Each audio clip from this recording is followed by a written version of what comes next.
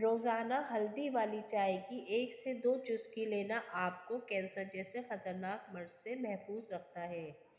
سوتے وقت جن لوگوں کا منہ کھلا رہتا ہے، زیادہ تر ان افراد کے چہرے پر وقت سے پہلے جھرریاں پڑ جاتی ہیں۔ چاولوں کے بیرونی چھلکوں میں جوش دے کر اس پانی سے غسل کرنے پر ہر قسم کی خارش سے نجات ملتی ہے۔ ڈینگی کے مرض میں سبز الائچی کے دانے منہ میں رکھنے سے وائٹ سیل تیزی سے بڑھنے لگتے ہیں، لیکن خیال رہے کہ دانوں کو چبانا نہیں ہے، بس منہ میں ہی رکھنا ہے۔ چھوارے کی گٹھلی جلا کر باریک پیس لیں اور پانی میں ملا کر غیر ضروری بالوں پر روزانہ لگاؤ۔ غیر ضروری بالوں سے مکمل نجات مل سکتی ہے۔ روزانہ نہار منہ اپنے پاؤں کو ٹھنڈے پانی میں بھگو لینے سے جسم کی گرمی دور ہو جاتی ہے۔ جن کے چہرے پر نکھار نہ ہو وہ لوگ شلجم استعمال کریں، اس سے چہرے پر نکھار آتا ہے۔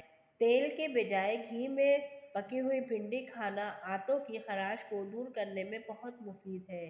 پالک کا زیادہ استعمال کرنے سے غصہ زیادہ آتا ہے، لیکن خون کی خرابی کو دور کرنے میں بہت مفید ہے۔ جامن کا زیادہ استعمال پھیپھڑوں کے لیے نقصان دہ ہے۔ انگور کے استعمال سے بال اور آنکھیں چمکدار ہو جاتی ہیں۔ جگر کی کمزوری میں آدھا کلو دودھ میں 4 تولے شہد ملا کر پینا بے حد مفید ہوتا ہے۔ اگر شہد کو غذا کا حصہ بنا لیا جائے تو جگر کی کبھی تکلیف نہیں ہوتی۔ بالوں کو بلیچ کرنا بال کی صحت کے لیے نقصان دہ ہوتا ہے۔ بار بار بلیچ کروانے سے بال مزید تباہی کا شکار ہوتے ہیں۔ بلیچ کے بعد بال قدرتی رنگ پھر بڑی مشکل سے واپس آتے ہیں۔ احتیاط کریں اور بالوں کی حفاظت کریں۔ پٹھوں کا کھچاؤ رہتا ہو تو بکرے کا ہاتھ سے کیا ہوا قیمہ دوپہر کے کھانے میں کھائیں، بہت ہی مزیدار اور عمدہ علاج ہے۔ پودوں کے گملوں میں کبھی بھی ٹھنڈی چائے چھڑکنے سے مٹی میں کیڑے نہیں رہیں گے۔ بند گوبھی کے پتے اور اس کا سالن بواسیر کے مریضوں کے لیے بہترین غذا بھی اور دوا بھی ہے۔ اگر تھکاوٹ زیادہ ہو تو دونوں پاؤں کے ناخنوں کو 3 منٹ تک آرام سے دیکھتے رہیں۔ انشاءاللہ 3 ہی منٹ میں تھکاوٹ کا احساس ختم ہو جائے گا۔